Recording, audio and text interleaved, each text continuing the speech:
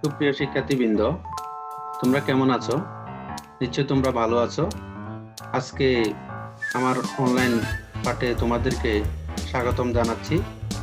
আজকে একটি ব্যতিক্রমধর্মী পাঠ নিয়ে তোমাদের সামনে উপস্থিত হয়েছি।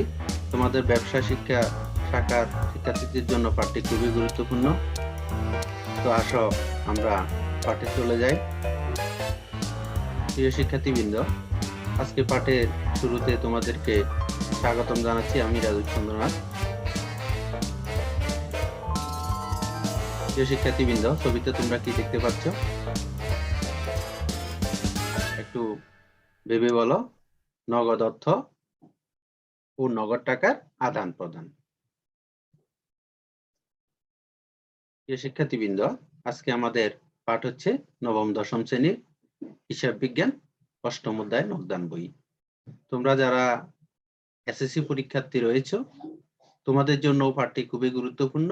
আশা করি মনোযোগ সহকারে পাঠটি উপভোগ করবে। প্রিয় শিক্ষার্থীবৃন্দ, আজকে পাঠের শিখন ফলগুলো একটু খেয়াল করো। তোমরা এই পাঠ শেষে তোমরা কি শিখতে পারবে?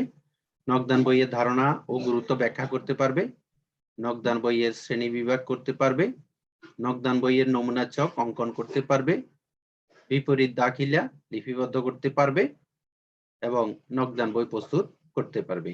এই 5টা বিষয় নিয়ে আজকে আমি পাঠটা প্রস্তুত করেছি। শিক্ষার্থীবৃন্দ, আসো আমরা জেনে নিই নগদান বই কি।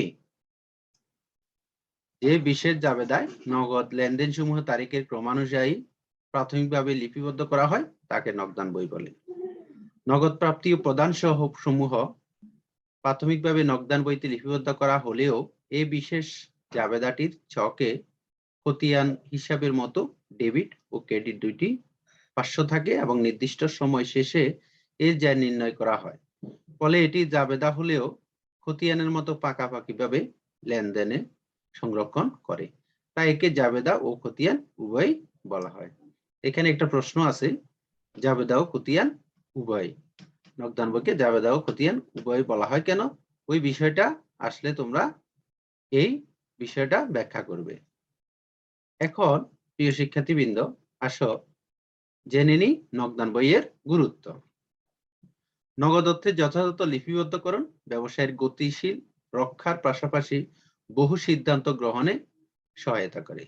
নগদান বই হতে মোট নগদ প্রাপ্তি ও প্রদানের পরিমাণ জানা যায়, নির্দিষ্ট সময়ে নগদ উদ্বৃত্তের পরিমাণ জানা, মোট ক্রয় ও মোট বিক্রয়ের পরিমাণ জানা সম্ভব হয়। প্রতিষ্ঠানের জন্য স্থায়ী সম্পদ ক্রয়, পাওনাদারকে পরিশোধ ও নিয়মিত খরচ পরিশোধের জন্য পর্যাপ্ত অর্থ রয়েছে কিনা, না থাকলে সংগ্রহের উপায় চিহ্নিতকরণে নগদান বই সহায়তা করে। এই হচ্ছে নগদান বইয়ের গুরুত্ব। আসো প্রিয় শিক্ষার্থীবৃন্দ, তোমাদের জন্য একটি একক কাজ রেখেছি। বলো নগদান বইয়ের সংখ্যা কয়টি? একটি ব্যবসায়ের চালিকা শক্তি কি?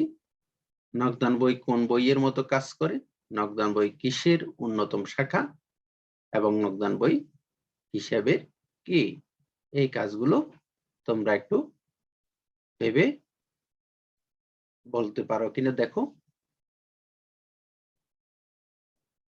এখন আসো প্রিয় শিক্ষার্থীবৃন্দ, নগদান বইয়ের শ্রেণী বিভাগ কিভাবে তোমরা নগদান বইয়ের শ্রেণী বিভাগ করবে।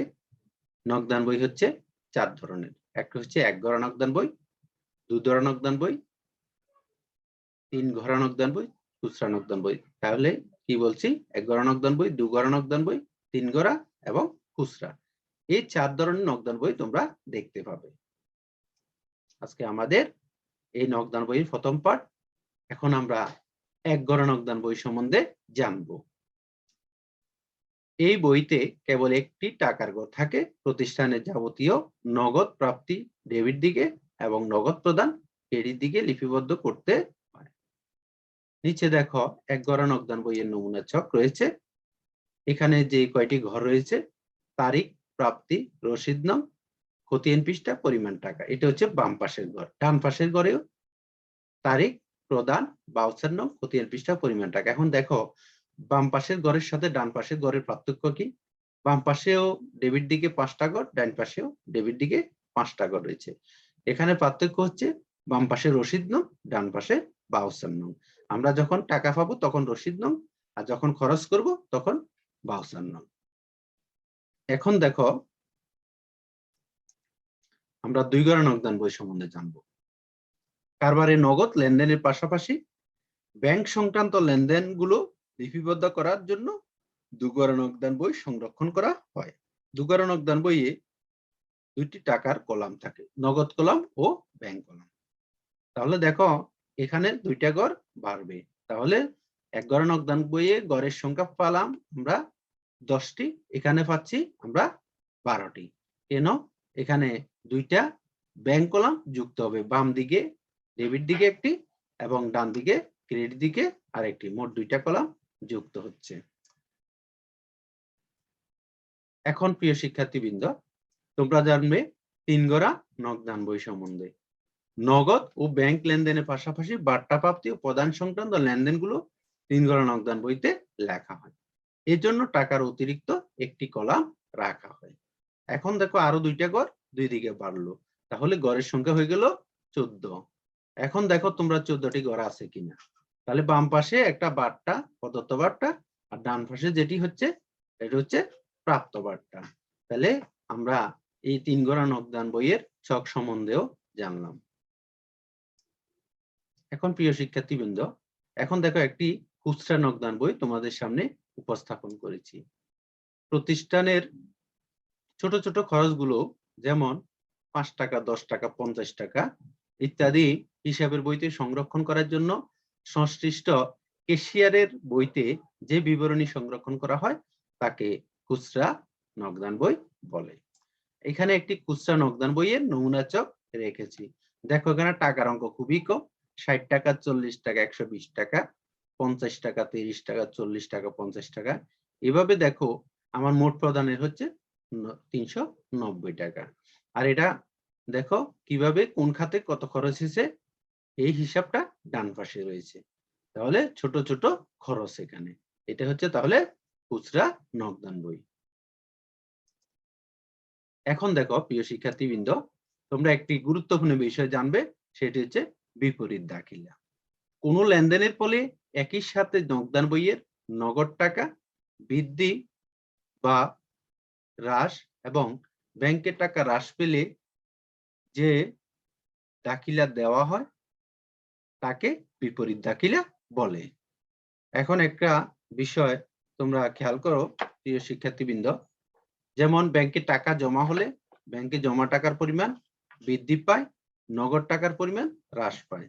ব্যাংক থেকে টাকা উত্তোলন করা হলে ব্যাংকে জমা টাকার পরিমাণ হ্রাস পায়, নগদ টাকার পরিমাণ বৃদ্ধি পায়। এখন প্রিয় শিক্ষার্থীবৃন্দ, একটি জোড়াই কার্ড তোমাদের জন্য রেখেছি। দেখো কন্টেন্টটি কি। কোনো কোনো প্রতিষ্ঠানে নগদ বইকে বলা হয়। নগদান বইয়ের জের বের করা হয় কিসের ভিত্তিতে? কোন বার্তা 3 ঘরা নগদান বইতে লিপিবদ্ধ হয়? ব্যবসায়ের সর্বাপেক্ষা তরল সম্পদ কি? কোন বই ক্রেডিট জের দেখাতে পারে না? প্রিয় শিক্ষার্থীবৃন্দ, একটি বাড়ির কাজ তোমাদের জন্য রেখেছি, তোমরা একটু খেয়াল করো। 2011 সালের 1 জানুয়ারি সেতু বন্ধন কোং এর মালিক নগদ 1,50,000 টাকা মূল্য নিয়ে ব্যবসা আরম্ভ করেন। উক্ত প্রতিষ্ঠানে জানুয়ারি মাসে সংগঠিত লেনদেনগুলির কয়েকটি ছিল নিম্নরূপ। দেখো 2011 খ্রিস্টাব্দে জানুয়ারি 2 তারিখে 20,000 টাকা জমা দিয়ে ব্যাংকে একটি হিসাব খোলা হলো।